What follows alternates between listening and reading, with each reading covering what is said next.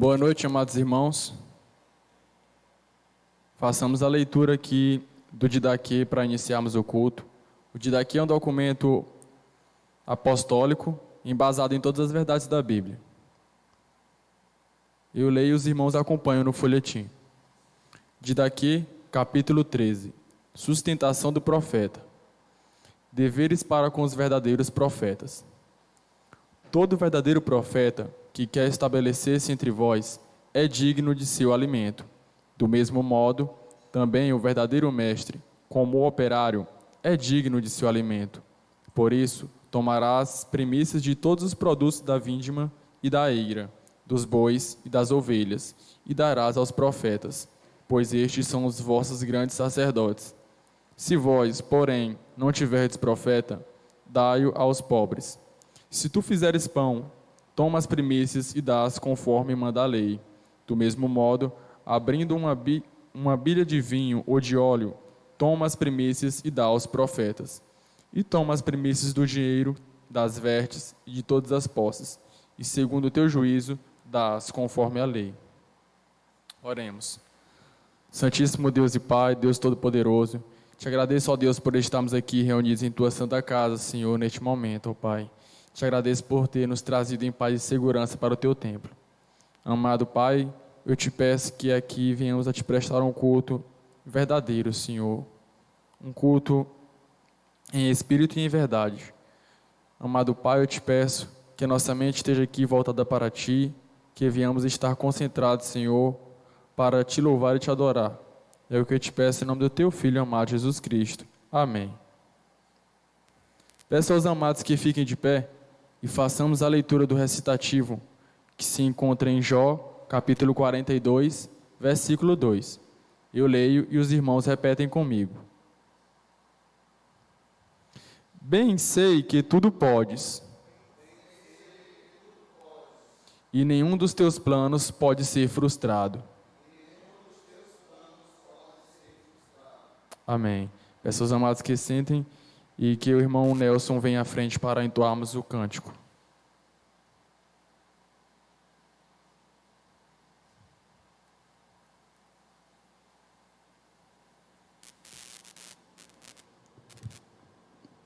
Boa noite, amada igreja. Vamos entoar ao nosso Deus com o hino do cantor cristão número 85. Ó vinde crentes, entoai louvores a Jesus, que para nossa salvação foi morto numa cruz.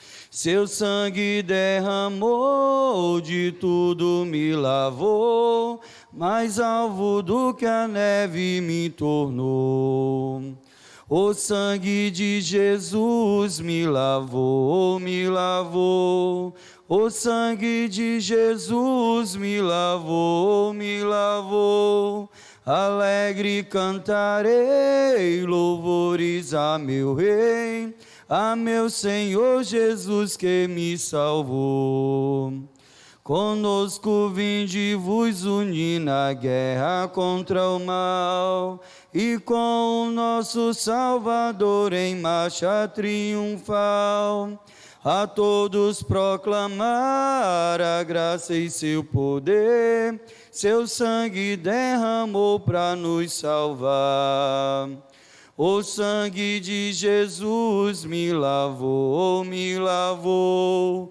O sangue de Jesus me lavou, me lavou. Alegre cantarei louvores a meu Rei, a meu Senhor Jesus que me salvou. O capitão da salvação é Cristo Salvador, o Rei dos Reis, o Redentor, Jesus, o bom Senhor. Pois tudo vencerá, a vitória nos dará, a glória salvo nos conduzirá. O sangue de Jesus me lavou, me lavou. O sangue de Jesus me lavou, me lavou. Alegre cantarei louvores a meu Rei, a meu Senhor Jesus que me salvou. Amém.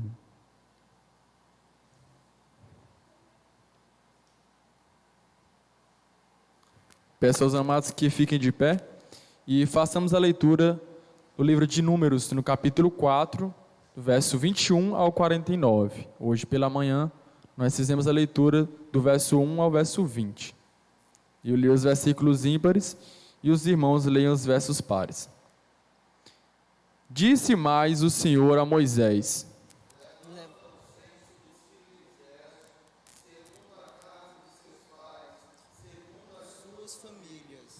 da idade de 30 anos para cima, até os 50, será todo aquele que entrar neste serviço, para algum encargo na tenda da congregação. É este o serviço das famílias dos genocidas, para servir e levar cargas. Levarão as cortinas do tabernáculo, a tenda da congregação, sua coberta, a coberta de peles finas que está sobre ele, o reposteiro da porta da tenda da congregação, O reposteiro da porta do pátio, que rodeia o tabernáculo e o altar, e suas cordas e todos os objetos do seu serviço, e servirão enquanto respeito a estas coisas. todo o serviço dos filhos dos Gersonitas, toda a sua carga e tudo o que devem fazer será segundo o mandado de Arão e de seus filhos, e lhe determinareis tudo o que devem carregar. Este é o serviço das famílias dos filhos dos genocidas, da tenda da congregação. O seu cargo está sob a direção de Itamar, filho de Arão, o sacerdote. Quanto aos filhos de Merari, segundo as suas famílias e segundo a casa de seus pais, os contarás. 30 anos para cima, até os 50, contarás todo aquele que entra nesse serviço, para exercer algum encargo na tenda da congregação. Isto será o que é da sua obrigação levar, segundo todo o seu serviço, na tenda da congregação, as tábuas do tabernáculo, os seus varais, as suas colunas e as suas bases, As colunas do pátio em redor, as suas bases, as suas estacas, as suas cordas, com todos os seus utensílios e com tudo o que pertence aos serviços. E designareis, nome por nome, os objetos que devem levar.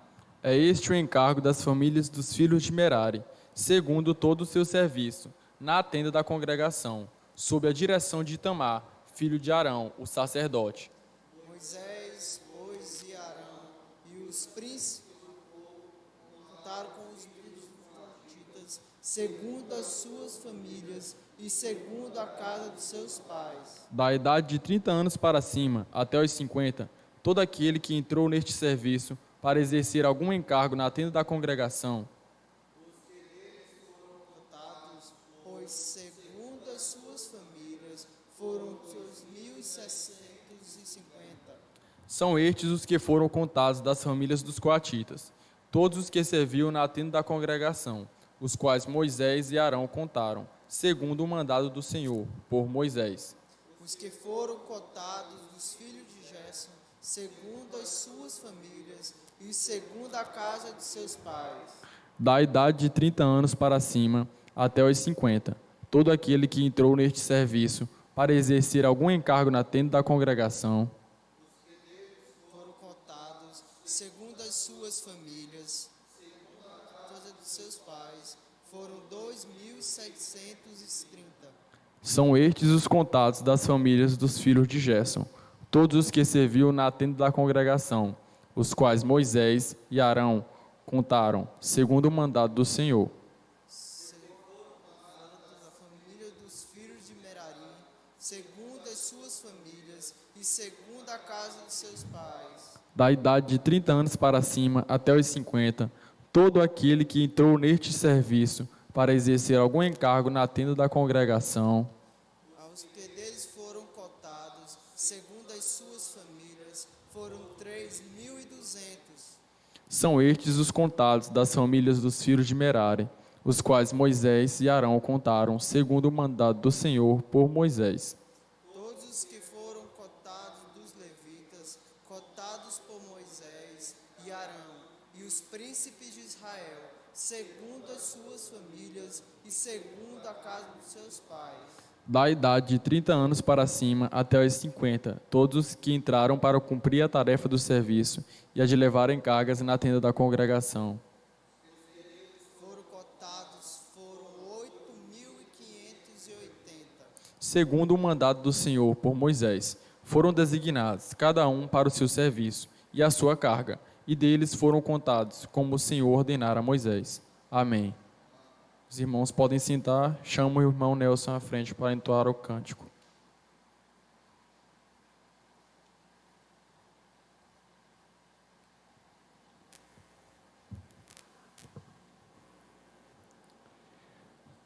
Calvário, cantor cristão número 87. Oh, como foi que meu Jesus assim sofreu na triste cruz, não só na cruz, mas no jardim, agonizou e foi por mim. Ali na cruz, ó sim, Jesus por mim sofreu. Ali na cruz, ó sim, Jesus por mim morreu. O grande horror da escuridão apavorou a multidão, rasgado o véu, lhe fez saber que terminou o seu sofrer. Ali na cruz, ó sim, Jesus por mim sofreu. Ali na cruz, ó sim, Jesus por mim morreu. Que dor cruel na cruz sofreu, seu sangue ali Jesus verteu. Sim, foi por mim, pra me salvar, pra eu enfim no céu morar. Ali na cruz, ó sim, Jesus por mim sofreu. Ali na cruz, ó sim, Jesus por mim morreu. Amém.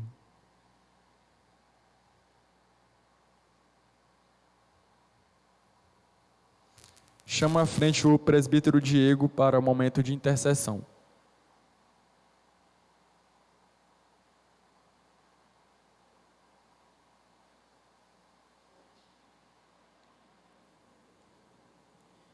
Baixemos nossas cabeças nesse momento e nos coloquemos diante a presença do Senhor em oração por esses pedidos a qual estão transcritos no folheto.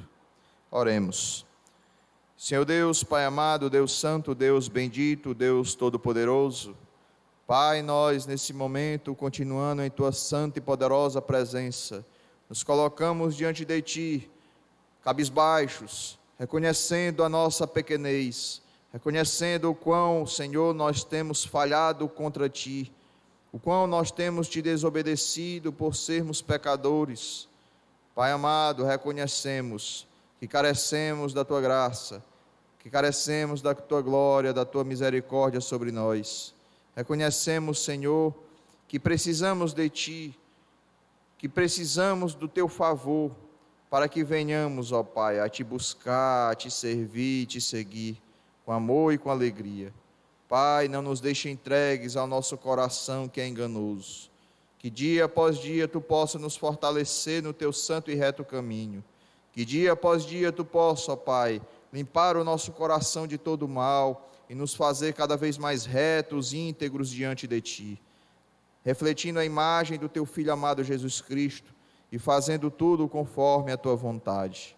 Pai amado, te peço pela saúde física e espiritual dos irmãos, que tu possa, ó Pai, trabalhar na vida de cada um que esteja acamado, que esteja doente, que esteja passando por algum problema de saúde, que tu possa, ó Pai, curar, que tu possa sarar, que tu possa livrar de todo mal os teus servos, para que regozijem de alegria e de saúde, para te servir de um modo perfeito, de um modo em que nada possa, Senhor, afastar ou diminuir o compromisso e também a confiança em Ti. Pai, te peço pela saúde espiritual, que Tu limpe, que Tu nos purifique de todo pecado, que Tu aumente o compromisso com a Tua obra, com a Tua palavra, com os Teus preceitos, para que dia após dia possamos refletir a imagem do Teu Filho amado Jesus Cristo aqui na terra. Pai amado, também te pedimos pelos irmãos das congregações de Teresina, de Caruaru e os irmãos também que se encontram em Manaus, que Tu possa fortalecer esses irmãos na fé, no amor pela obra, no amor de uns para com os outros, que nós como igreja aqui em Campo Maior, como também os irmãos nessas congregações, possamos em uma só voz ser conhecidos nesse mundo por uma igreja que professa o Teu santo nome de maneira fiel, que professa a Tua palavra, não tirando e nem colocando, nem acrescentando nada, mas que a Tua palavra, somente a Escritura, é que é a voz infalível de Deus. Pai, que Tu venha trabalhar no coração de cada membro desta igreja. Pela liderança também, ó Pai, te pedimos, a pessoa do pastor Jorge, que Tu possa dar, Senhor, a ele saúde, que Tu possa, Senhor, dar a ele conhecimento, sabedoria, empenho, alegria de Te servir e Te seguir. Obrigado, Senhor, por ter trazido ele a esta casa para nos guiar, para ser o nosso guia. Que Tu possa olhar para cada necessidade do Teu servo e que Tu venha protegê-lo de todo mal. Abençoa toda a sua família e que possa ali ser um exemplo e espelho para toda a Tua igreja. Pai, te peço pela vida dos presbíteros, presbítero Diego e também o presbítero Laurindo, que Tu possa, Senhor, trabalhar na vida dos presbíteros desta igreja, para que sejam auxiliares do pastor neste trabalho cada vez mais, e que nós possamos, Senhor, cada dia crescer em santidade, crescer na Tua palavra. Abençoa as nossas famílias, abençoa os nossos filhos, abençoa as nossas esposas, e que possamos, Senhor, ter sabedoria para guiar o Teu povo, a qual Tu nos deu esta missão aqui na terra, Pai.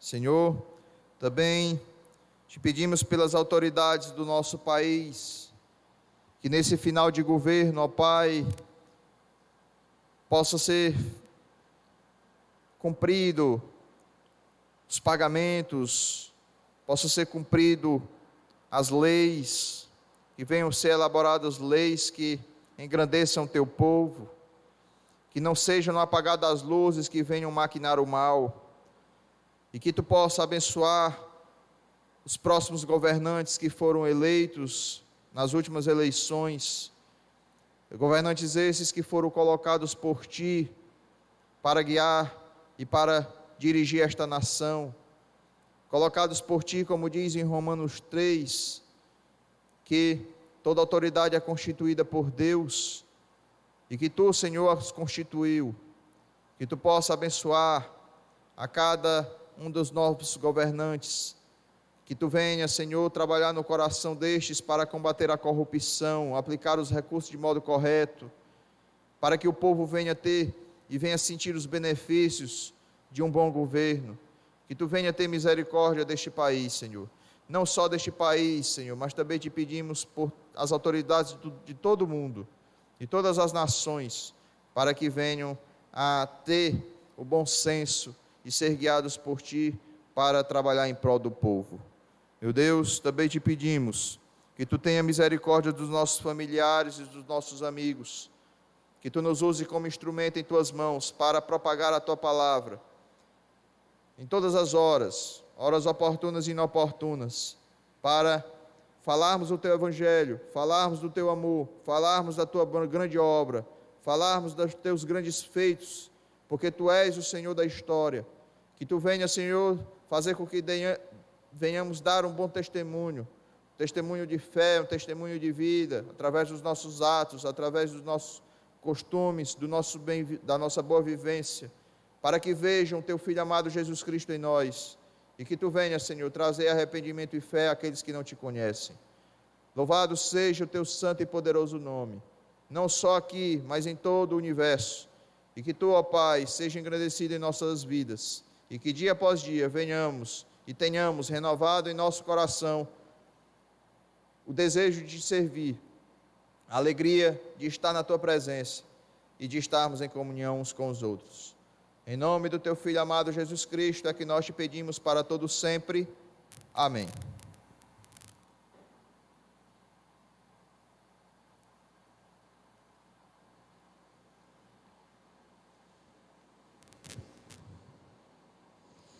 Façamos agora o momento do ofertório, assim como podemos ler em 2 Coríntios capítulo 9, versículo 7, que cada um contribua segundo tiver proposto no seu coração, não com tristeza ou por necessidade, porque Deus ama quem dá com alegria. Os irmãos que tiverem com suas ofertas podem depositar aqui à frente.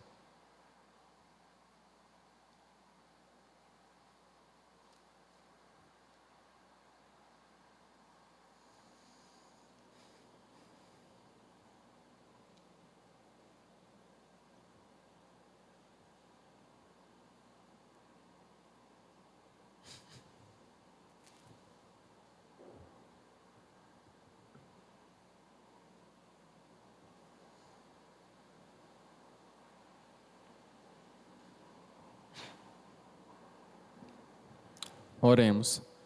Amado Deus e Pai, Deus Todo-Poderoso, te agradeço, ó Deus, pelas ofertas que aqui foram depositadas, que o Senhor possa estar utilizando essa oferta para a realização do Teu trabalho, Senhor.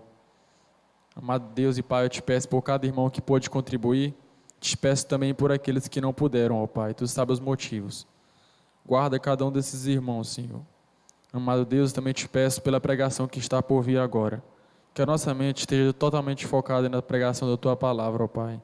Trabalhe, Senhor, no Teu servo, irmão Chagas, para que ele possa trazer a palavra, Senhor, clara para cada um de nós. É o que eu te peço em nome do Teu Filho amado, Jesus Cristo. Amém.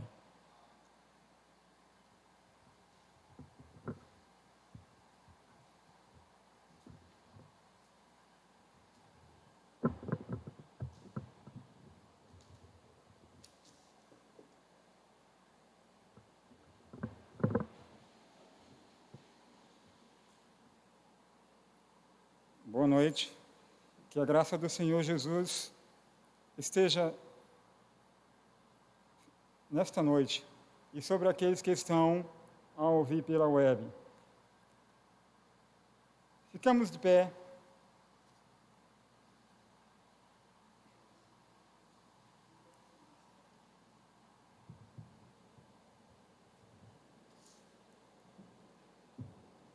O livro do profeta Jonas,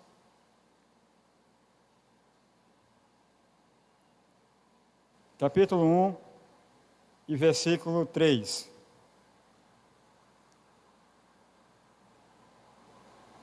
Diz o seguinte: Porém Jonas se levantou e fugiu da presença do Senhor para Tarsis. Descendo a Jope, achou um navio que ia para Tarsis e pegou, pois, a sua passagem e desceu para dentro dele, para ir com ele a Tarsis, para longe da presença do Senhor. Senhor Deus Santo, sob a direção do Teu Espírito Santo nesta noite, eu peço que fale aos Teus servos nesta noite, para que venhamos, ó Deus, ser alimentados segundo a Tua vontade, em nome de Jesus. Amém.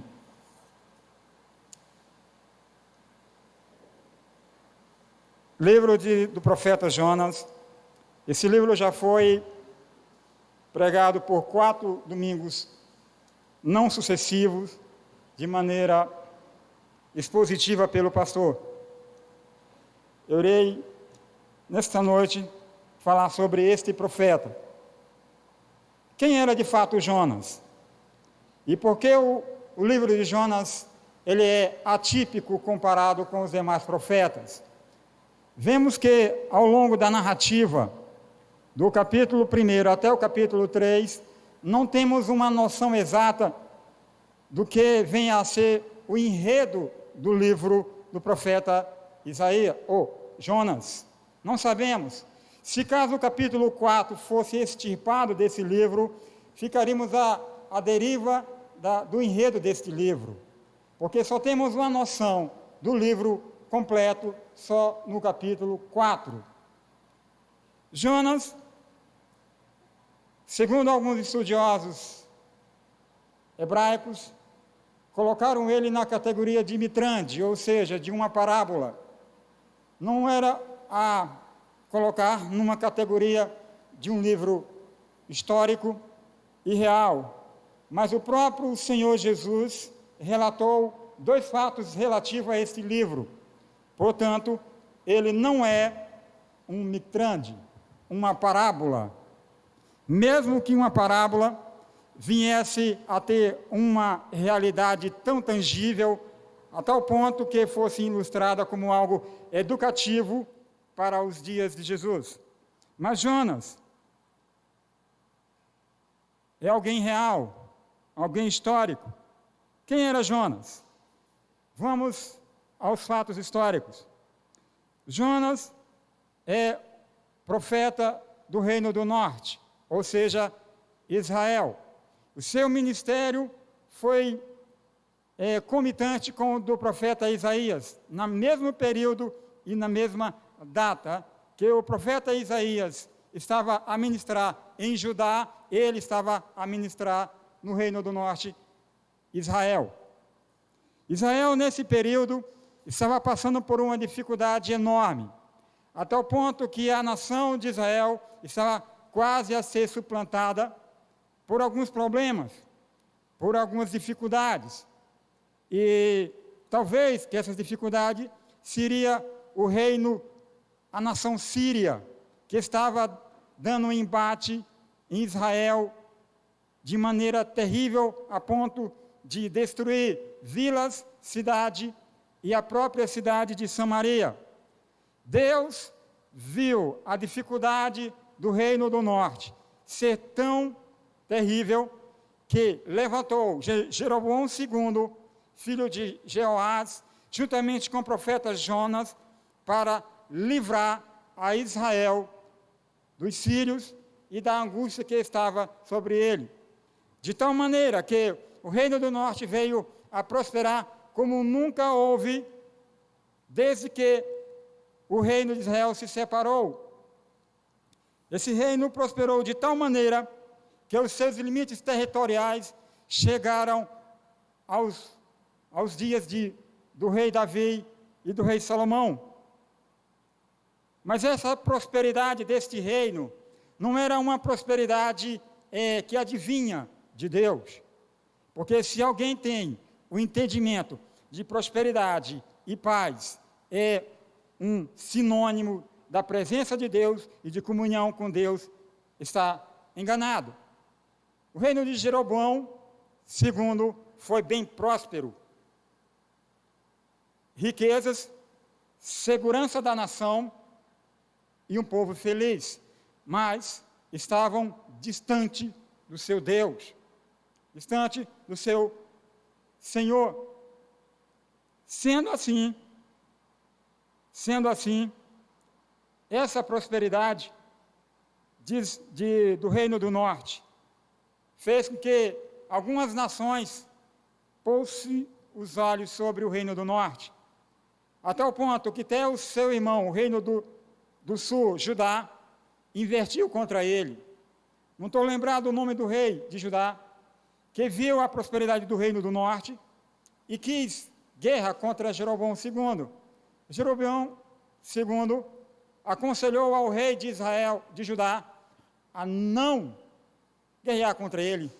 Fica no teu lugar, usufrui da paz que tem o teu reino, porque tu te erguerias para trazer desgraça à tua nação e ao teu povo. Mas, porém, o rei de Judá não ouviu, de maneira alguma, Jeroboão II, e guerreou contra Jeroboão II e foi derrotado. Jeroboão adentrou a Jerusalém, matou algumas pessoas e roubou os tesouros do rei. E nesse período, Judá ficou sobre a tutela do reino do norte, que é Israel. É natural, por causa da herança do patriarca Abraão, e que o próprio Deus diz a Abraão que a sua descendência seria uma nação próspera e abençoada.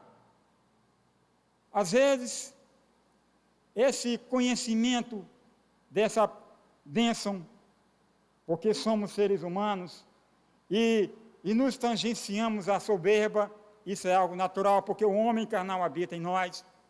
E nos dias de Jeroboão, esses reinos se levantaram. Quando o Império Assírio começou a remeter sobre o Reino do Norte, tomando algumas cidades e vilas, e aí vem a questão, por que Jonas não obedeceu a Deus quando ele foi enviado a Nínive? Jonas, sabedor dessas promessas de Deus a Abraão, e que a sua descendência seria próspera, é natural que, sendo parte desse clã, ou dessa descendência abençoada, é algo que respiraremos um ar forte com orgulho de fazermos parte dessa bênção. Mas no mesmo lugar em que Deus falou, em que Abraão seria uma descendência abençoada, ele falou também em que em Abraão as nações seriam abençoadas também. E como essa bênção seria colocada às nações? Também com um livramento, também com misericórdia. E Jonas, sabedor disto, orgulhoso de pertencer a um clã abençoado, independente da situação em que está o povo de Israel, pecador, desobediente a Deus. E até hoje essa mentalidade povoa e é permeável na mente dos seres humanos até hoje, por sermos especiais. Este aparativo é independente da situação social e religiosa do povo. Em dias de Israel e de Judá, o povo estava assim. Os profetas conclamavam bênção e prosperidade a Israel, mas, no entanto, o povo vivia em pecado, vivia no engano. A soberba era tão grande do povo que a cegueira o impedia de ver o óbvio, que a mesma sentença que caberia às demais nações, caberia a Israel por desobediência. Quando Jonas olhou para isso e ouviu o chamado de Deus para ir não ao reino do sul, Judá, porque compartilhava da mesma bênção, mas ele foi chamado a comunicar a uma nação estrangeira. Aí vem o porquê de Jonas não ir. Alguns profetas tiveram a mesma atitude de Jonas, de rejeitar o chamado de Deus. Mas, no entanto, esses profetas não tiveram nenhum pretexto humano e sentimental para rejeitar o chamado de Deus. Nenhum. Nem Moisés, nem Elias e nem Jeremias. Eles não tiveram um pretexto moral e nem sentimental para tal rejeição. Jonas rejeitou o chamado de Nínive porque ele tinha ódio dos ninivitas. Ele tinha um ódio agudo por o povo assírio, pelo Império Assírio. Porque o Império Assírio era um império perverso e cruel. E Jonas sabia disso. E como ele ia se dispor a pregar uma mensagem, mesmo que fosse uma mensagem de uma pré-sentença de destruição, ele sabia que o próprio Deus eterno, ele é misericordioso, e ele pode mudar de sentença de acordo a que ele permita que o povo faça. Era inadmissível para Jonas ir a uma nação cruel e perversa. Nação essa que fez a sua própria nação amargar sofrimento, morte e miséria. É natural. Eu e você faríamos isso sem o menor pudor. Nós indagaríamos a Deus: por que, Senhor, devo ir a um povo cruel e perverso? Por que eu devo ir? Por que eu devo ir? Porque as tuas bênçãos só seriam para o povo de Israel e não para os gentios. Esse era o entendimento de Jonas. E era também o entendimento dos judeus nos dias de Jesus também e nos dias de hoje. Os judeus hoje consideram os gentios ainda uma geração não digna do favor de Deus, não digna da misericórdia e da clemência de Deus.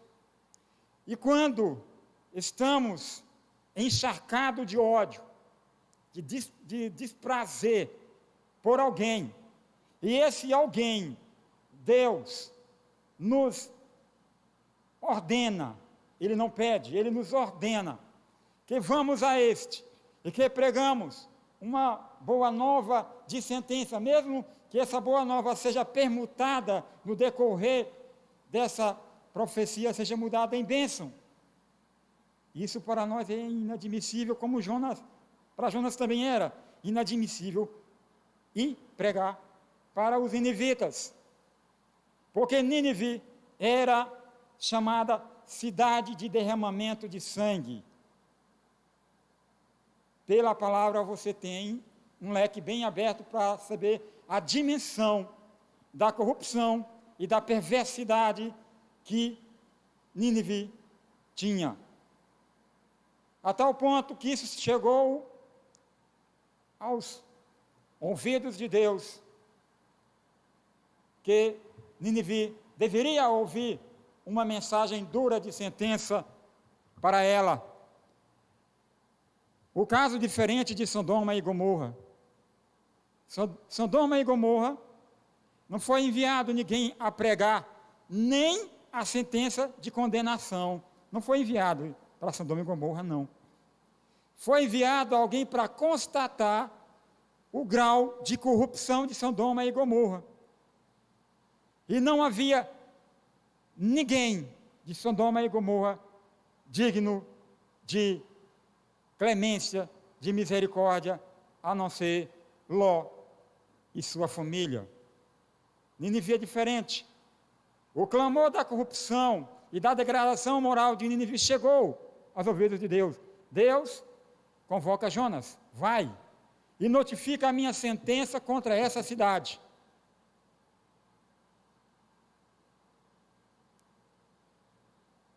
Deus é soberano, e até no mal Ele é glorificado, como foi pregado aqui.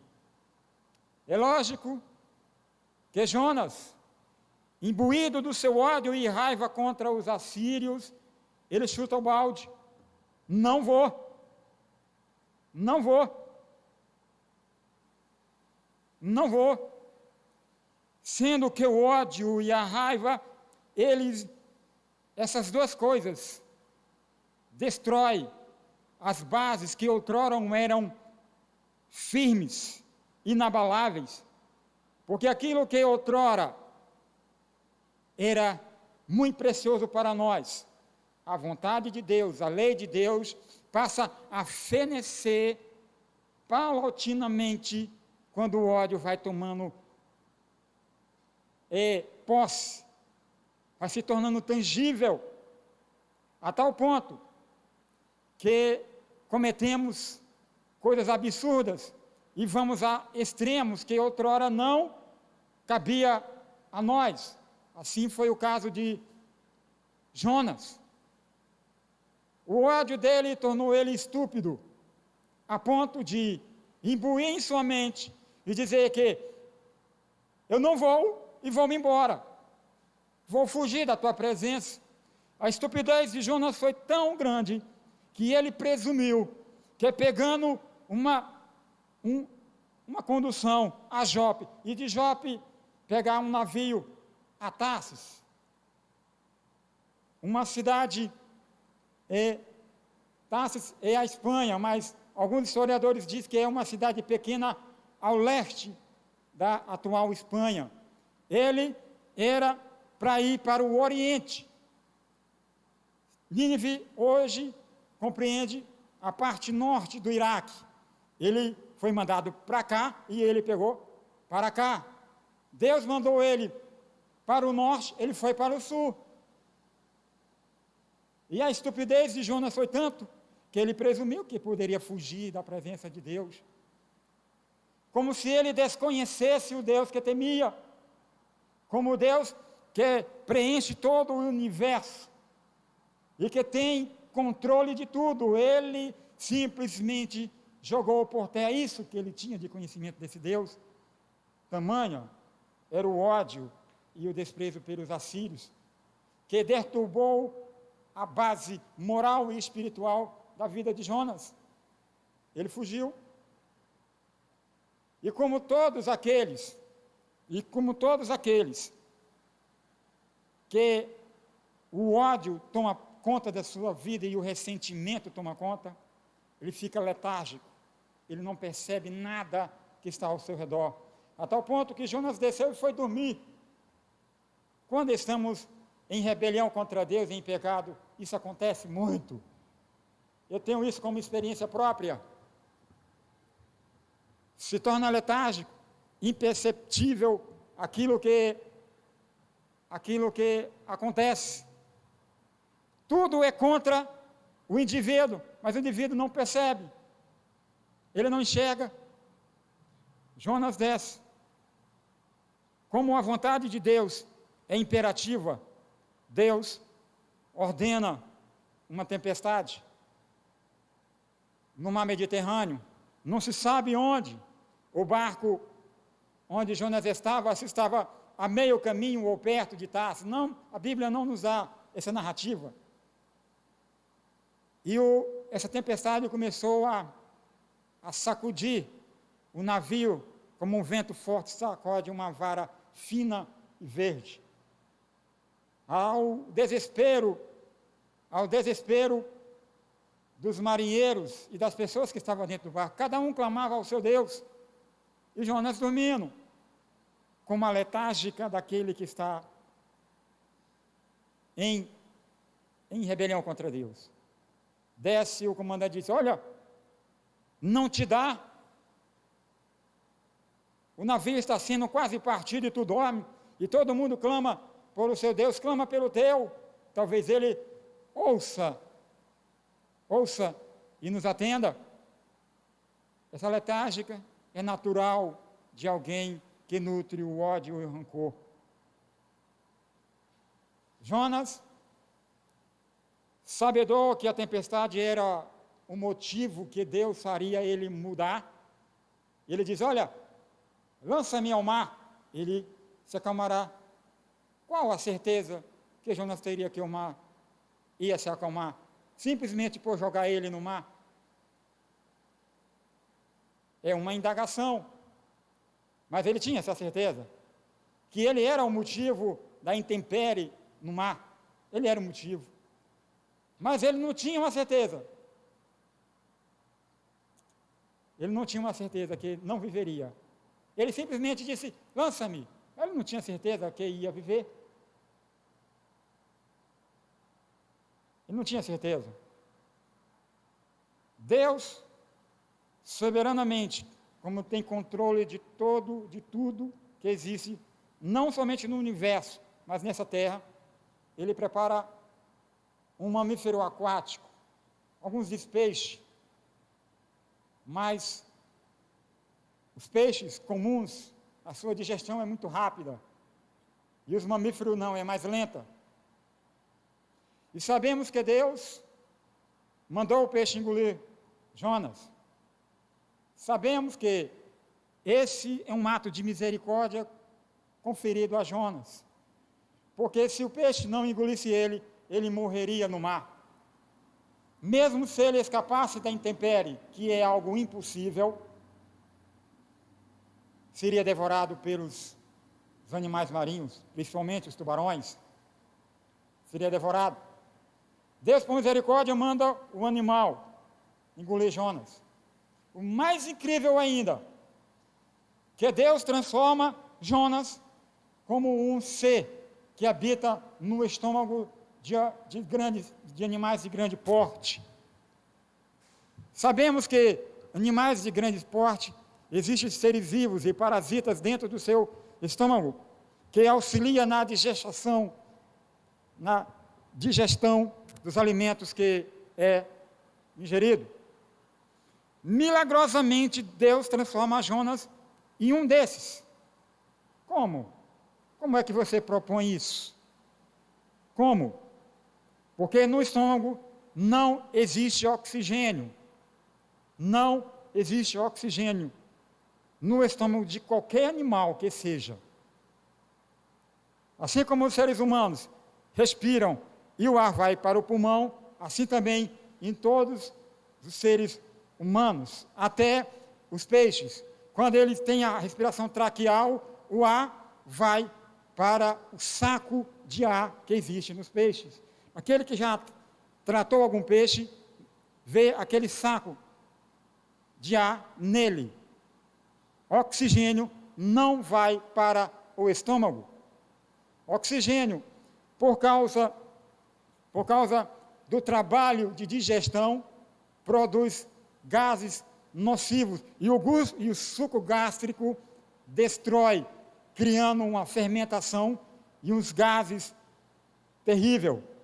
Jonas não sobreviveria no estômago se ele não fosse transformado em um ser que habitasse nele para viver. Isso é um milagre tremendo. Tremendo. É um milagre tão tremendo que Jonas via e ouvia o movimento do alimento no estômago. E ele, na narrativa poética, ele diz que até as algas enrolavam na sua cabeça.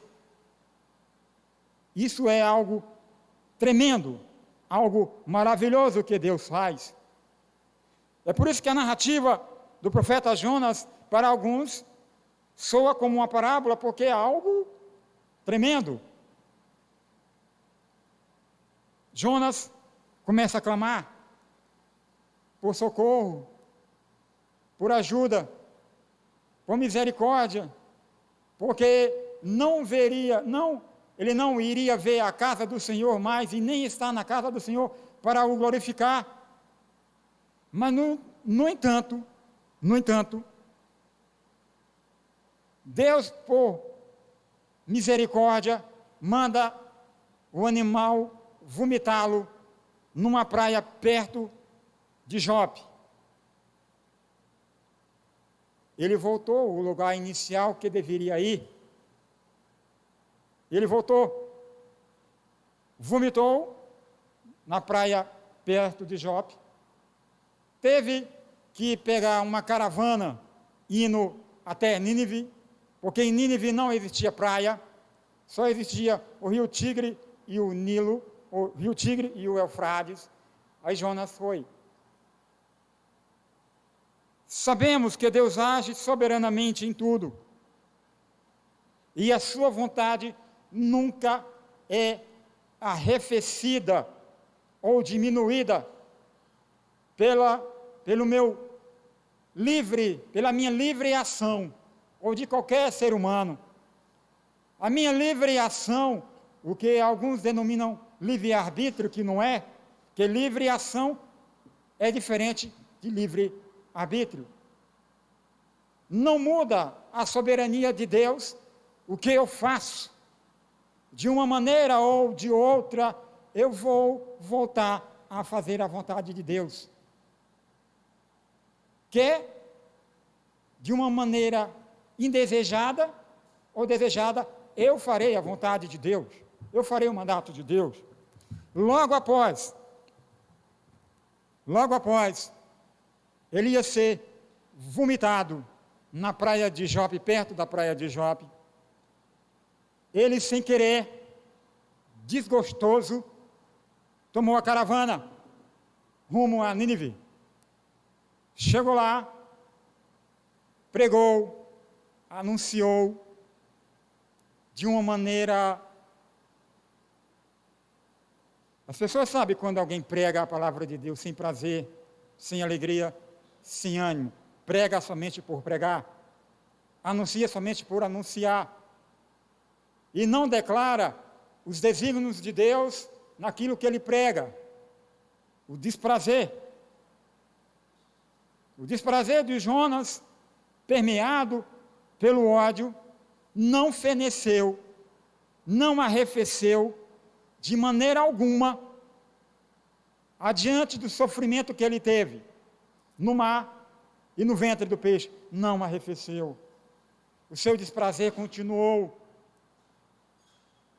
A sua angústia de não querer proclamar uma suposta redenção ou livramento dos ninivitas não arrefeceu. Ele continuou com ódio e com rancor dos assírios. Sabendo ele que a extensão da bênção não era só para Israel, para a descendência de Abraão, mas era também para os gentios. O enredo do livro de Jonas é duas coisas: soberania de Deus e o amor de Deus mostrado pelos gentios. Esse é o enredo do livro de Jonas, os dois enredos. Jonas proclamou a mensagem aos ninivitas, mesmo desgostoso, mesmo contrariado, mesmo de maneira forçosa, ele fez, como muitos de nós fazemos, quando não queremos, quando estamos em rebelião contra a mensagem de Deus e contra os desígnios de Deus, fazemos isso também, pregamos, desgostoso, sem ânimo, pregamos e anunciamos. Tamanho era o ódio de Jonas pelos assírios, que eles, não obstante, vendo o milagre do livramento, começando pelo povo até chegar ao rei, não se contentou, não arrefeceu o seu ódio. E é incrível que pareça, o próprio Deus, você pode até dizer que eu esteja enganado, Deus não repreende Jonas pelo ódio que tem aos assírios. Ele apenas diz: será que não é razoável a tua tristeza e o teu ódio?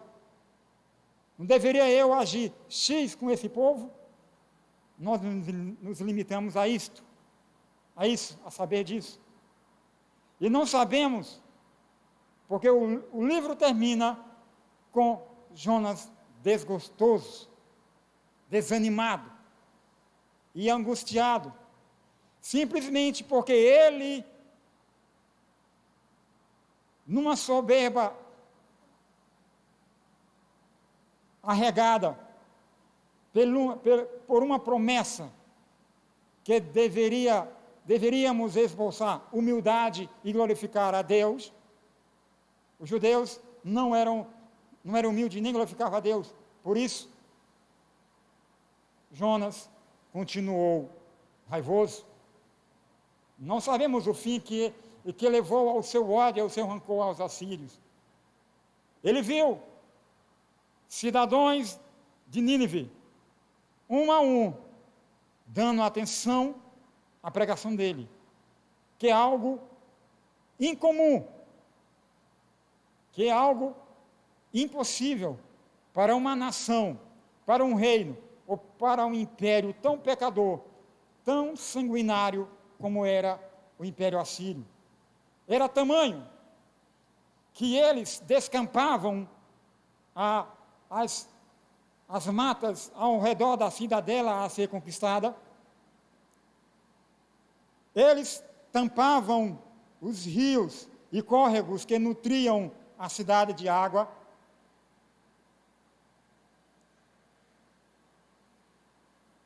Dominavam todas as cidades e vilarejos que podiam recolher cereais para a cidadela.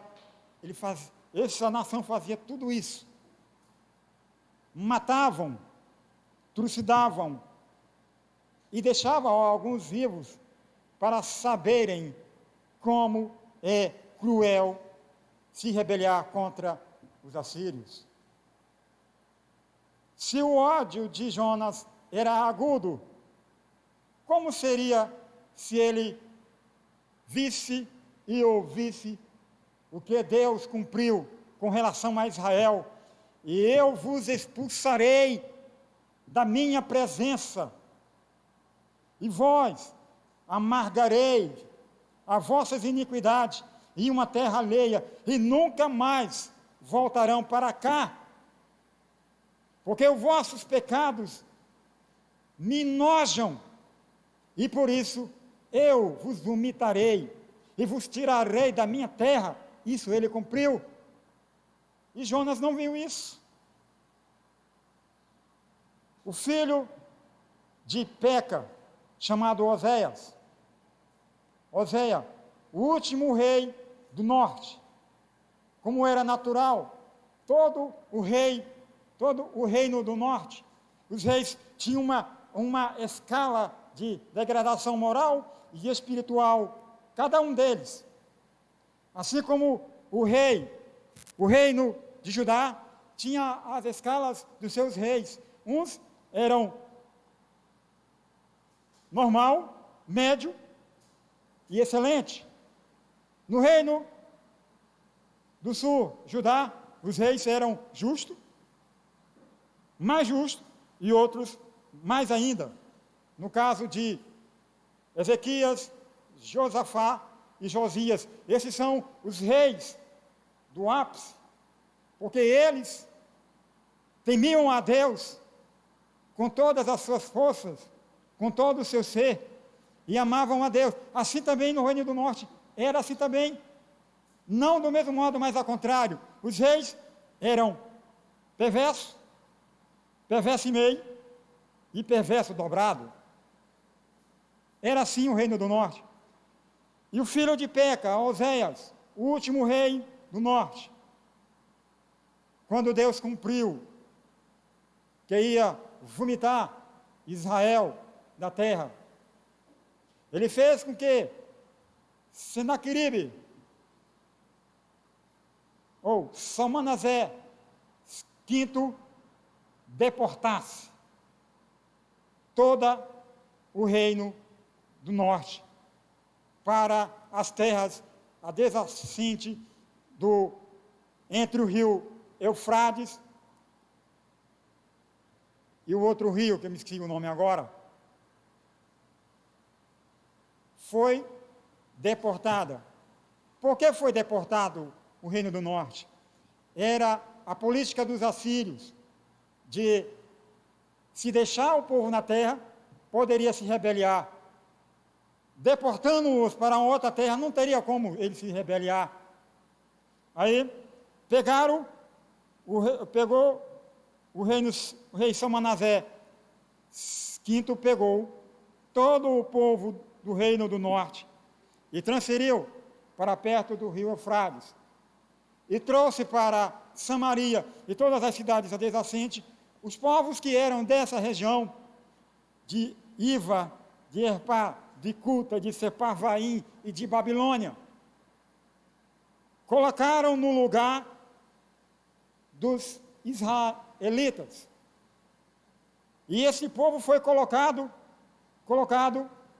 em Samaria.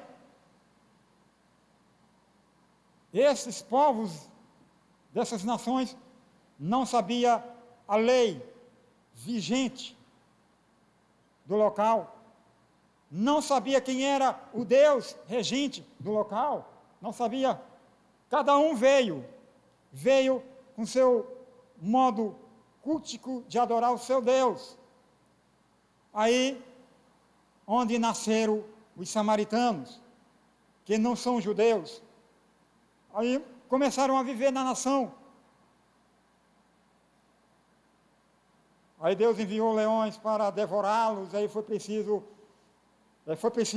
o rei assírio, Salmanasé V, pedir que devolvesse um sacerdote, para que esse ensinasse a lei do Deus regente do lugar, para que não fosse mais devorado. Sabemos que tudo isso culminou nisto. Nínive usufruiu da benesse de Deus através da pregação de alguém desgostoso. O povo foi mudado, o povo deixou de derramar sangue, o povo deixou as suas corrupções habituais, deixou as práticas idólatras malignas, que era natural dos assírios. Jonas viu tudo isso, mas desgostoso, saiu da cidade e ficou a esperar Nínive ser destruída. Não obstante ele visse o povo se arrepender. Não somente o povo, mas o rei. Quem era o rei nessa época? Alguns estudiosos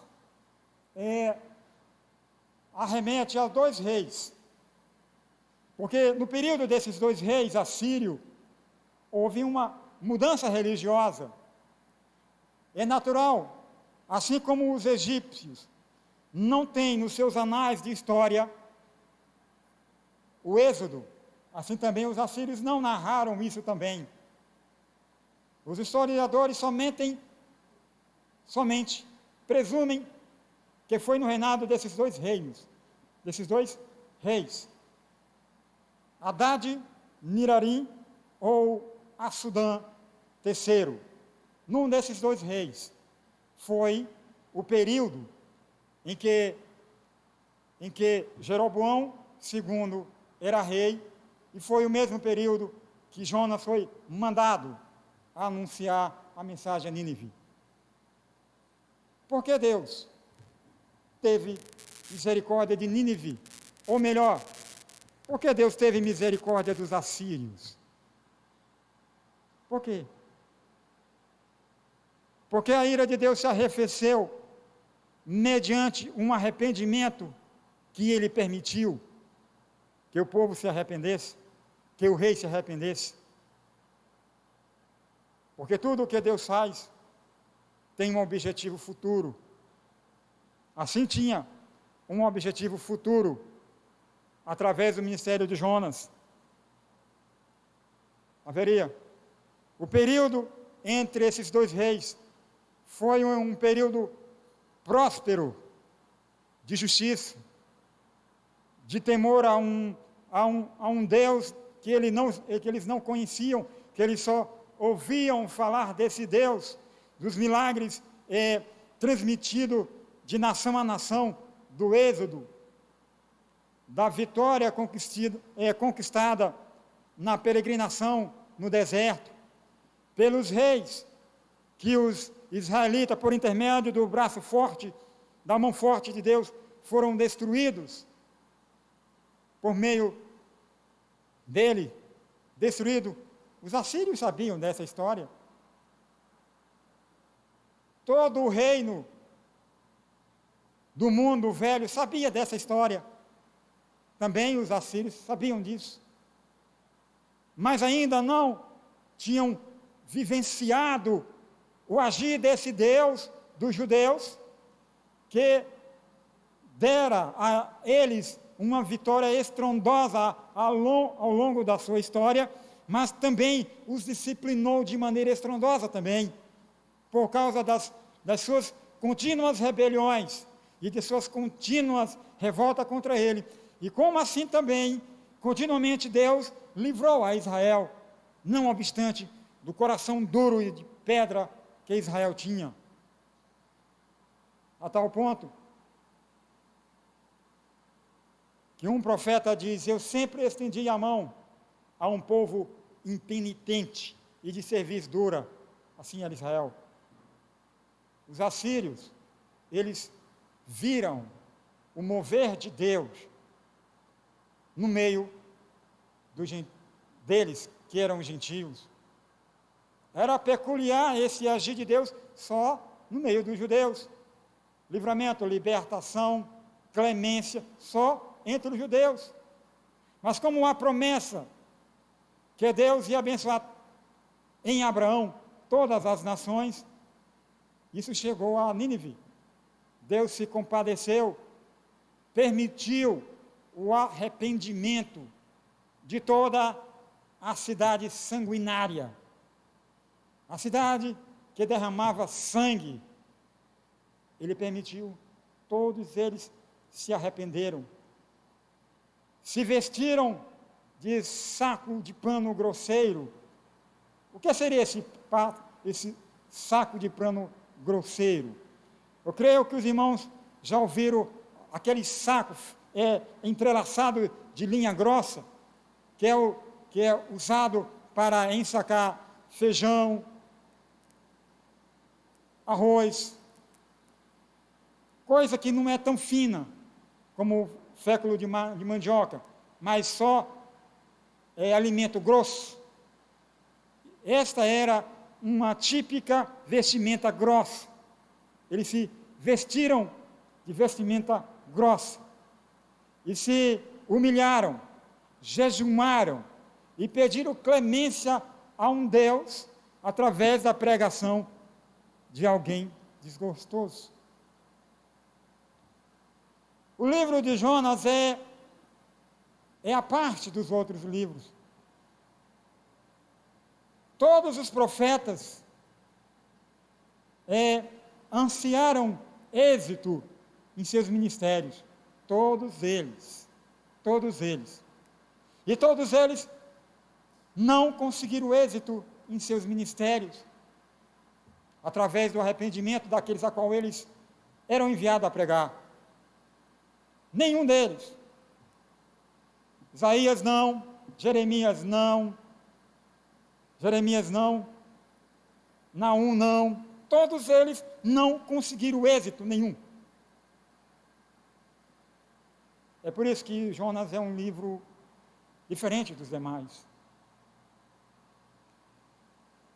O profeta raivoso, ele oscilava de 10 graus negativo a 10 graus positivo, de maneira abrupta, sem uma escala de intervalo até chegar ao nível. 10 negativo e 10 positivo. Vemos a narrativa desses dois níveis de grau. Jonas estava terrivelmente desgostoso a ponto de pedir morte, que é 10 graus negativo.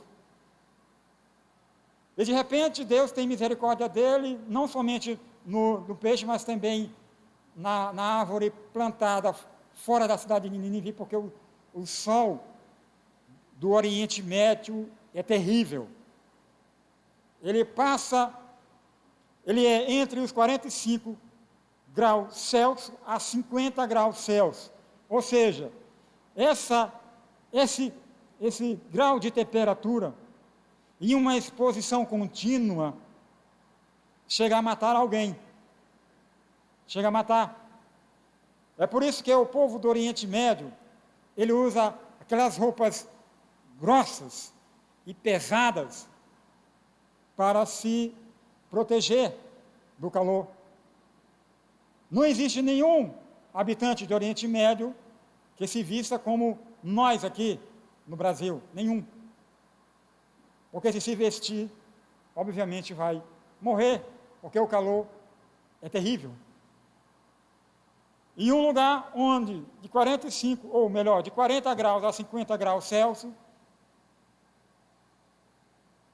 mataria alguém. Deus fez uma planta nascer atrás de Jonas, no foco do sol. E o homem pulou de 10 negativos para 10 positivos. Uma alegria tremenda.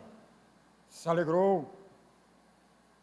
O texto diz que ele exultou de uma maneira tal que aquilo que outrora, que a amargura tremenda, até pedir a morte, sumiu, arrefeceu, como no estalos de dedo, arrefeceu. Assim eu e você somos iguais a ele, a Jonas. Quando estamos em uma amargura tremenda, eu já tive nessa situação muitas vezes, em uma amargura tremenda. Quando as coisas vão de mal a pior a cada dia, e tudo coopera para uma desgraça eminente ou futuramente, o desgosto invade. A esperança que outrora tinha se esvai, como a névoa que é tocada pelo forte sol se esvai. A firmeza que outrora tinha na fé em um Deus que tem controle de tudo, vai embora. Vai embora. Digo isso com experiência própria. E passamos a viver em uma angústia contínua, mesmo que não morramos como Jonas queria morrer. Mesmo que venha pensamentos de suicídio na mente, de colocar uma corda, ou enfiar uma faca no peito, Deus livra os seus disso. Mas ele continua na angústia. Eu continuei em angústia contínua por mais de 6 meses, onde se pregar sem convicção era algo óbvio. Eu pregava, eu orava, eu participava de vigílias, de consagrações, de mutirão de evangelismo. Isso é natural dos pentecostais fazer isso. Mutirões de evangelismo. Campanha de orações de 1 hora a 2 horas a fio. Só de 1 hora tem um intervalozinho para um descanso, tomar uma águazinha, e mais 1 hora. Eu fazia isso, mas a amargura dentro de mim, a tristeza dentro de mim, eu fazia isso. Jonas, na sua amargura, é o meu parça, é o meu companheiro, e é o companheiro de muitos, que adentram a um ódio descabido, a uma ausência de misericórdia para com o outro. Pelo querer do Jonas, a colocação saiu meio esdrúxula. Pelo querer de Jonas, Nínive deveria ser suplantada e destruída como Sodoma e Gomorra. Deveria. E eu e você, como eles, queríamos a mesma coisa. Independente que Jonas não se tratava de alguém comum, não se tratava de um crente comum, não. Ele era um crente elevado. Por que eu digo crente elevado? Porque existem níveis de crente: normal, médio e aquele que sobressai. Aquele que em Cristo Jesus, ele faz a diferença. Jonas era desse naipe, era do crente que fazia a diferença.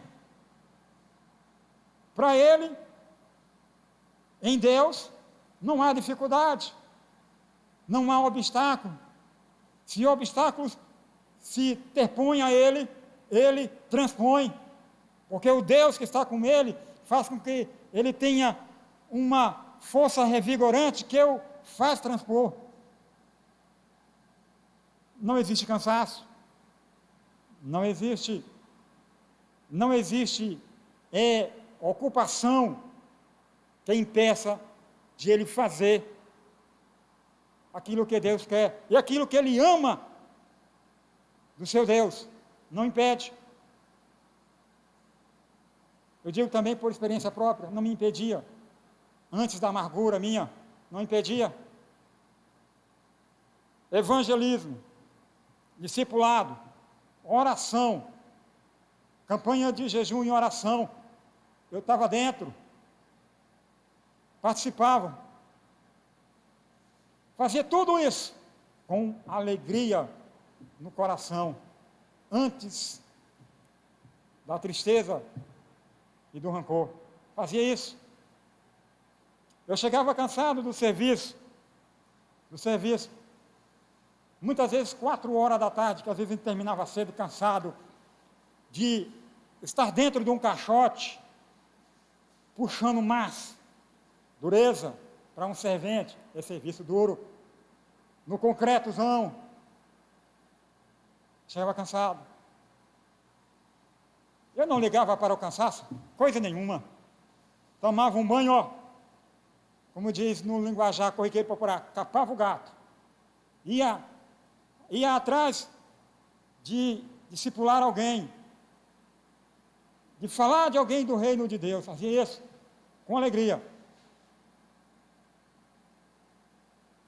Depois, fiz a mesma coisa, mas com o coração amargurado, como Jonas fez descontente e amargo.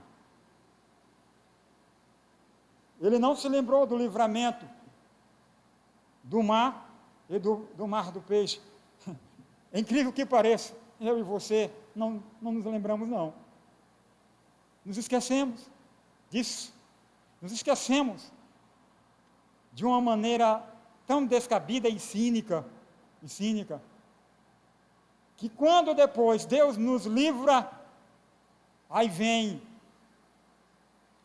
a razão humana e a lei de Deus te arremete a uma memória passada e ela te faz ver como você foi tão tolo, como você foi tão promíscuo e mesquinho com Deus, que te poupou, que te libertou. Deus vai fazer isso. E eu quando que Deus tenha misericórdia. Quando Deus me arremete a essas memórias, meus irmãos, quando Ele arremete essas memórias a você ou a mim, Ele nos arremete a um sofrimento terrível, terrível. Ele nos mostra a tamanha estupidez que nós cometemos com um Deus tão amoroso e também tão justo. Ele nos mostra. Como diz no Pernambuco, olha a infeliz. Olha a infeliz. Eu tive misericórdia de ti, diversas e diversas vezes. E tu, com teu sentimento mesquinho, promíscuo, não viu, não percebeu, não norteou a tua memória sensível, sensorial, de que eu te poupei. E quando Deus faz isso em sua mente, meu irmão, é terrível. É terrível. Muitas vezes eu tive à beira do suicídio. Não uma, não duas, não três, mas muitas e muitas vezes. A cegueira nos arremete a sermos tão tolos, de fazermos juramento tolo. E uma dificuldade, até hoje eu sofro por isso. Até hoje, em uma dificuldade, eu disse: Senhor, me livra desta. Como se fosse hoje. Me livra desta, Senhor. Que eu vou evangelizar mais, pregar mais do que eu faço. Eu fiz isso para Deus, esse juramento. Olha o grau do meu ser simplório. Aí eu vi, depois que o problema foi resolvido de uma maneira normal, e eu não fiz. Não fiz. Pensando que eu fiz um juramento a um mero humano falível, decadente, igual a mim. E daí, desse juramento de outras coisas na minha própria vida, comecei a declinar. Caí, como se pega um objeto e você põe em algo muito íngreme. Quando você solta, ele desce em uma velocidade tremenda. Assim estava eu. E sim, está todo aquele que vive amargurado e com raiva contra o próprio Deus e contra os irmãos também, contra a igreja, contra os seus parentes, contra os seus vizinhos. Desce rapidinho. Eu fazia isso igual Jonas, desgostoso, pregava, amargurado, participava de vigília, amargurado, evangelizava, amargurado, fazia tudo isso. Um dia, em meio à minha amargura, como a amargura de Jonas, eu estava em um período de chamada Semana Santa, que os católicos têm, Semana Santa.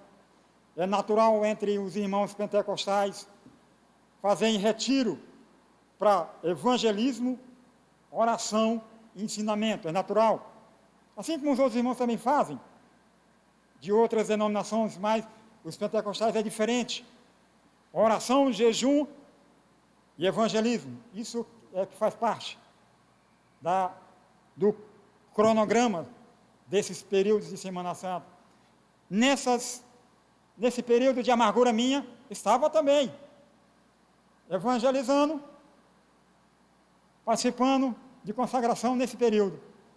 Mas, de repente, graças ao Eterno, bendito seja Deus, eu andando pelas vielas do interior, de uma determinada localidade aqui em Campo Maior, nas vielas, eu e alguns outros irmãos, evangelizando, pregando, distribuindo folheto, mas, de repente, do nada, um estalo. Deus faz coisas do nada na vida de alguém, do nada. Fez um estalo em mim, na minha pessoa, fazendo aquilo que é de Deus de maneira desgostosa, como o Jonas fez. Um estalo. E de repente, toda a amargura, toda a tristeza, todo o desânimo que habitou ao longo desse período, eu não tenho certeza se é 6 meses ou menos disso, sumiu. E no mesmo momento, eu percebi. Eu não passei 1 dia, ou 2 ou 3 dias para perceber isso, não. Foi simultâneo, o livramento, eu reconheci. Graças a Deus. A angústia que me arremetia a sensações terríveis, até de suicídio, se esvaiu. Por isso, a palavra de Deus é bem clara. Em Hebreus, na Epístola de Hebreus, capítulo 12, e versículo, se eu não me engano, 5, diz: não se proíbam da graça de Deus. Não se proíbam da graça de Deus. Quando você,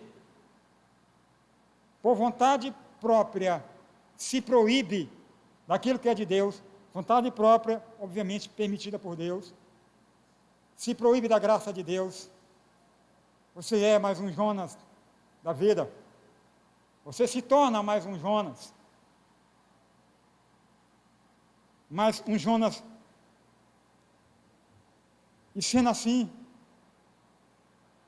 como Jonas, o livro narra extremos que é incabível na normalidade de um viver cristão genuíno. Esses extremos surgiram no livro de Jonas. Extremo de desacato a Deus, quando nenhum profeta desacatou a Deus, mesmo que eles não quisessem o ministério profético, mas eles foram mediante a vontade de Deus. Jonas não. A amargura e o ódio pelos assírios fez com que eles desobedecessem a Deus, fez com ele tratasse o Deus que outrora era seu companheiro, como Adão tinha a voz de Deus continuamente no amanhecer e no entardecer. Ele desprezou esse Deus. Ele desprezou. Onde nenhum outro profeta desprezou. Outro extremo. Nenhum profeta, em um grau de tristeza tremenda, mediante a misericórdia de Deus, a determinadas pessoas quis a morte. Nenhum deles.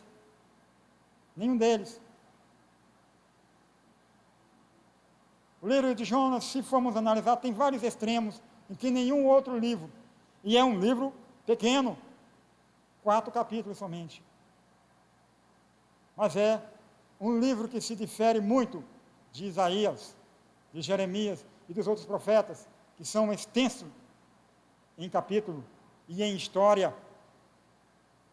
Por isso, aprendamos e reflitamos em que, em tudo o que acontece em nossa vida, tem uma ação soberana de Deus, em tudo. Até nas minhas ações mais impróprias possível, o desígnio de Deus está ali, a soberania de Deus está ali. A minha tristeza, o meu ódio, o meu fracasso, ou a minha vitória, ou a minha alegria, Deus está agindo nisso tudo. A minha livre ação nunca mudará a vontade de Deus ou a soberania de Deus. E nunca a minha vontade ou de qualquer outro ser humano mudará o agir de Deus referente a outras pessoas. Nunca. Os judeus se achavam dignos de todo o favor de Deus, de todas as benesses de Deus. Nenhuma outra nação merecia misericórdia nem favor. Mas o nosso Deus não é assim. Ele estende o seu favor a todos os povos, tribos e nações, através do Senhor Jesus Cristo. A bênção requerida, pronunciada a Abraão, a todas as nações, é Cristo Jesus. Ele é a bênção que pagou os nossos pecados, a bênção que nos arrebatou das trevas e de uma condenação certeira. Essa é a bênção de Jesus Cristo. Ele, bênção das nações para nós. Nós participamos dessa bênção de Deus. E a soberania de Deus e o amor de Deus. Essa foi o que Deus me deu esta noite a notificar a vós. Motivo de sermos agraciados em ser achados por Deus em Cristo Jesus é motivo de nos humilharmos e vivermos na presença de Deus em temor e tremor, como recomenda o apóstolo Paulo, como recomenda Moisés e muitos outros. Andem na minha presença em temor e tremor. Não em soberba, não se achando merecedor de todas as bênçãos, independente do meu estado moral, social e psicológico, ou social e moral. Porque muitos que estão em pecado, dentro da casa do Senhor, se acham dignos de favor, como os judeus se achavam dignos do favor de Deus, do aparato de Deus, vivendo em adultério, prostituição, fornicação, homicídios. Tudo isso Israel vivia, mas mesmo assim, eles se achavam merecedor das benesses de Deus, enquanto os assírios não mereciam, não, nem os babilônicos, nem os citas, nem os gregos, nenhuma nação merecia, mas eles se achavam dignos assim. Mas como Deus narra no livro de Jonas a soberania e o amor de Deus e a misericórdia também é extensiva aos gentios, a nós. E essa misericórdia chegou até nós. Há mais de 3.000 anos, ou 4.000 anos atrás, Deus prometeu a Abraão isso: através de ti, as nações serão abençoadas. E essa bênção se chama Jesus, o único digno de toda a glória e de todo louvor. Amém.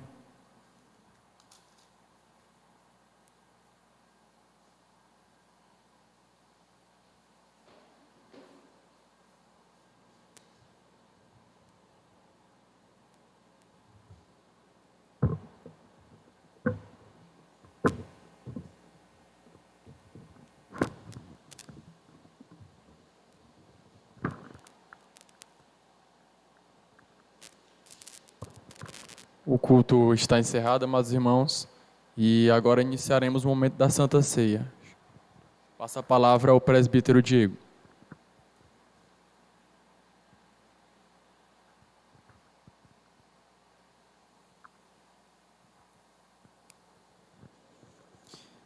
Bem, irmãos, após a pregação da palavra do Senhor, chegado o momento a qual nós, diante da mesa, diante dos elementos a qual nosso Senhor Jesus Cristo instituiu como memorial para que nós cumpríssemos até a sua vinda, Peço aos amados irmãos que abram a palavra do Senhor em 1 Coríntios, capítulo 11, a partir do versículo 23.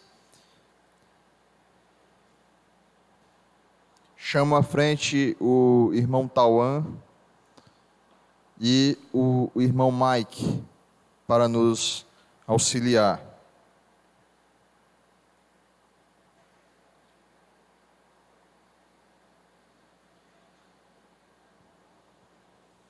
Primeira Coríntios, capítulo 11, verso 23 ao 32, diz assim a palavra do nosso Deus. Porque eu recebi do Senhor o que também vos entreguei, que o Senhor Jesus, na noite em que foi traído, tomou o pão, e tendo dado graças, o partiu e disse: Isto é o meu corpo que é dado por vós. Fazei isto em memória de mim. Por semelhante modo, depois de haver ceado, tomou também o cálice, dizendo: Este cálice é a nova aliança no meu sangue. Fazei isto todas as vezes que o beberdes em memória de mim. Porque todas as vezes que comerdes este pão e beberdes o cálice, anunciais a morte do Senhor até que ele venha. Por isso, aquele que comer o pão ou beber o cálice do Senhor indignamente, será réu do corpo e do sangue do Senhor. Examine-se, pois, o homem a si mesmo, e assim coma do pão e beba do cálice. Pois quem come e bebe sem discernir o corpo, come e bebe juízo para si. Eis a razão porque há entre vós muitos fracos e doentes, e não poucos que dormem. Porque se nos julgássemos a nós mesmos, não seríamos julgados. Mas quando julgados, somos disciplinados pelo Senhor, para não sermos condenados com o mundo. Amém. Poder sentar, irmãos. Estamos diante a mesa, o memorial da ceia do Senhor. Todos os meses, nós nos reunimos para celebrar este momento. Momento esse que nos traz à memória a morte do nosso Senhor Jesus Cristo. Onde estamos diante do pão rasgado. Pão esse que simboliza o corpo de Cristo, dilacerado, massacrado, que derramou até a última gota de sangue, por um povo escolhido, por um povo eleito, um povo que Deus escolheu antes mesmo da fundação do mundo. E também diante do vinho, que simboliza o sangue, sangue purificador, sangue remidor, sangue este que nos lava, nos purifica e nos liberta de todo pecado. Jesus Cristo.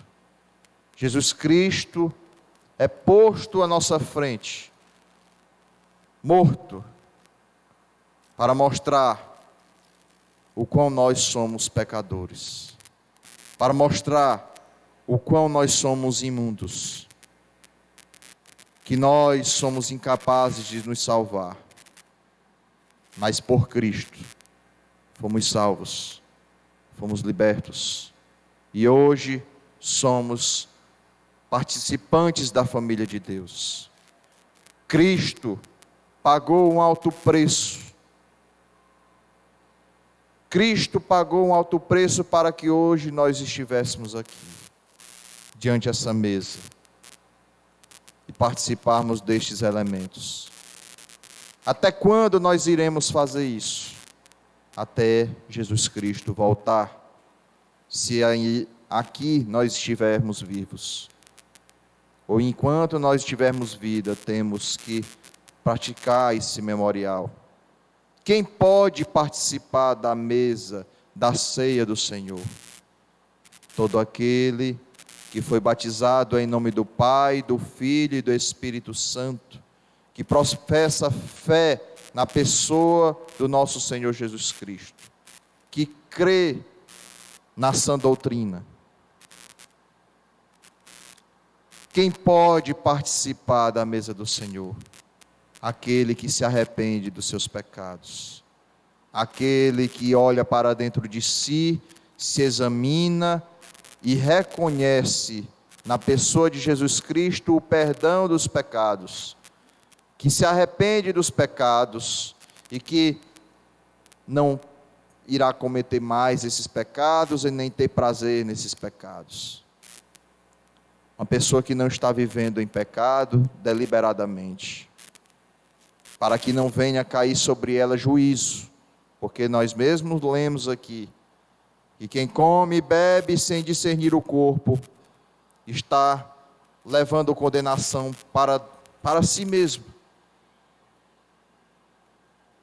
Baixemos nossas cabeças nesse momento e oremos, pedindo perdão dos nossos pecados, orando por estes elementos que não têm poder algum neles, mas mostra a nossa união com Cristo em sua morte, porque Jesus morreu, mas ressuscitou e vivo está à direita de Deus Pai, sendo o nosso advogado, sendo o nosso auxiliador. Vou pedir que o irmão Tauan nesse momento ore pelos elementos e também pelo perdão dos nossos pecados.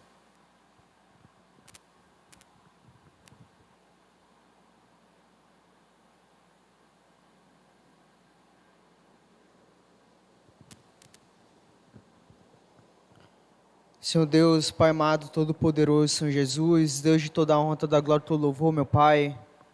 Senhor Deus, nesse momento, meu Pai, nos achegamos a Ti, Senhor Deus, quebrantados, meu Pai, pelo Teu Espírito, Senhor Jesus, pois nós somos criminosos, meu Pai, praticamos crimes contra Ti somente, meu Pai, pelas nossas atitudes, pelas nossas palavras, pelas nossas ações, meu Pai, muitas vezes contrária a Ti, meu Pai, o qual temos, Senhor Deus, uma batalha dentro de nós, que descobrimos que o velho homem sabe nadar, e ele muitas vezes fala mais alto, Senhor Jesus, muitas vezes damos ouvidos, meu Pai, ao nosso coração enganoso, Senhor Deus. Que o Senhor venha, meu Pai, quebrantar-nos nesse momento, nos dando contrição, arrependimento, Senhor Deus, pois nós reconhecemos nossa pequenez, nós reconhecemos nossas falhas, nossos crimes, nós reconhecemos, meu Pai, o quão miseráveis nós somos, meu Pai. Mas, Senhor Jesus, que o Senhor venha nos perdoar, mediante o Teu Filho Jesus Cristo, o qual morreu na cruz, meu Pai, pelos aqueles que Tu mesmo chamou, Senhor Jesus. Nos lava, Senhor Jesus, nos torna mais alvos como a neve, meu Pai. Que o Senhor venha, através desses Teus elementos, Senhor Jesus, o qual Tu nos deixaste, meu Pai, até a Tua vinda. Venhamos ser um símbolo de arrependimento, de nos achegar até a Ti, meu Pai, que estamos mantendo, Senhor Deus, esse arrependimento que o Senhor nos dá, meu Pai. Que o Senhor venha nos tornar mais alvos como a neve, nos fortalecer, Senhor Jesus, para enfrentar tanto o nosso eu, Senhor Jesus, tanto o mundo como também Satanás, meu Pai. Amém.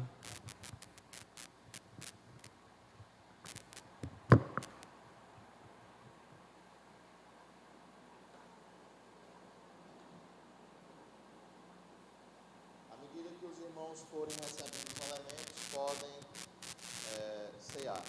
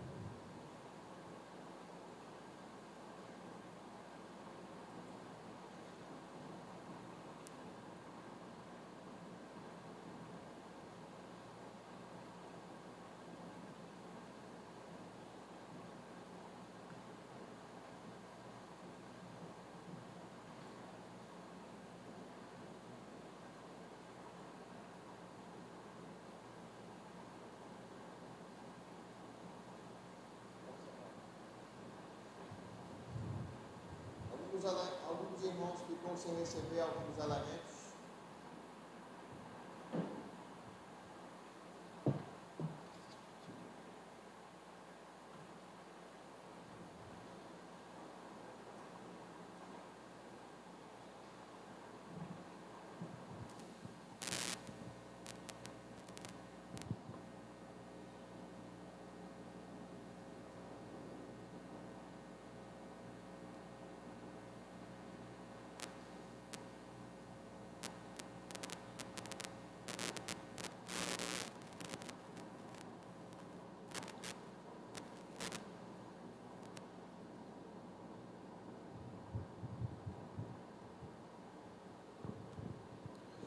Oremos. Senhor Deus, Pai amado, Deus santo, Deus bendito, Deus todo-poderoso, Pai, nós te agradecemos por mais uma vez ter nos trazido a tua santa casa de oração, para nos alimentarmos da tua palavra, que é viva e eficaz, que é mais cortante do que uma faca de 2 gumes. Pai, que a tua palavra venha fazer morada em nossos corações e que nós venhamos praticar a tua palavra com todo amor, com todo fervor, com alegria, observando que a tua palavra é vida, que a tua palavra é fonte de prazer e alegria. Que nós, Senhor, venhamos orar constantemente a ti, nos tornando dependentes, nos tornando, Senhor, cada vez mais sedentos da tua presença em nossas vidas. Pai amado, que essa semana que se inicia, tu esteja a nos abençoar, que tu esteja, Senhor, a nos proteger, que tu esteja com o teu Santo Espírito a trabalhar em nossas vidas, para que venhamos às 24 horas do dia te engrandecer em nosso ser. Pai, abençoa o nosso trabalho, abençoa, Senhor, as nossas famílias, não deixa faltar o pão, não deixa faltar a saúde, nos livra de todo acidente, de todo incidente, que tudo venha a ocorrer conforme a tua vontade, não para nosso louvor, mas para a tua honra e tua glória. Pai amado, te agradecemos por termos participado da tua mesa, Pai, dos teus elementos. Que tu, ó Pai, venha trabalhar em nossos corações, para que venhamos, Senhor, fugir dos Satanás e seus demônios, para que venhamos fugir do pecado que há dentro do nosso coração, e para que, Senhor, venhamos dar um bom testemunho de fé, um bom testemunho, Senhor, de uma boa vivência de vida, para junto aos nossos familiares, amigos, e principalmente junto à nossa família da fé. Pai amado, que venhamos nos sustentar uns aos outros, suportar uns aos outros, amar uns aos outros. Assim como o apóstolo Paulo disse, que a graça do Senhor Cristo e o amor de Deus e a comunhão do Espírito Santo sejam com todos vós. Amém. O culto está encerrado, que nós possamos passar esta semana orando, lendo a palavra do Senhor, nos preparando para o domingo, e dizer aos irmãos que nessa semana estaremos fazendo os preparativos, confeccionando os convites, para que no domingo próximo esses convites estejam na mão dos irmãos para a conferência de aniversário da igreja, que vai se realizar na primeira quinzena, no caso no dia 14 e 15 de dezembro próximo, a qual nós vamos ter a oportunidade de escutar a palavra do Senhor. O pregador dos 2 dias, do sábado e domingo, será o irmão Luciano, lá de Caruaru. Ele virá junto com o irmão Manuel, e vamos dar essa oportunidade ao irmão para trazer a mensagem à igreja do Senhor. Então, que a graça e a paz do nosso Deus esteja com todos, uma boa semana e que Deus os abençoe.